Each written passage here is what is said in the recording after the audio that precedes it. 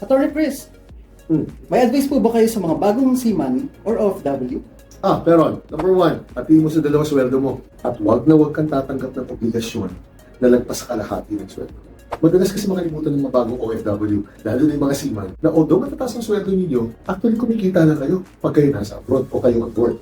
Pangalawa, huwag muna kayong bibili ng mga tinatawag natin invisible assets, katulad ng sasakyan. Mas malaki kasi matitipid mo kung imbis na bumili ka ng sasakyan na ginagamit mo lang tuwing nasa Pilipinas ka, mag-grab ka na lang o kaya mag-renta ka ng sasakyan tuwing nandito ka sa Pilipinas. Pangatlo, huwag ka muna mag-i-invest sa mga negosyo dito sa Pilipinas habang nasa abroad ka pa. Lalo na yung mga negosyo hindi mo kayang i-monitor yung cash flow. Lagi mo tatandaan, ang pagiging seaman o pagiging OFW, may hangganan yan. Hindi yan pangmatagalan. Kaya the sooner na makapag-ipon ka at the sooner na may exit plan ka, mas maganda para sa iyo at mas maganda para sa mga makasasama. Yun lang yan. Good luck.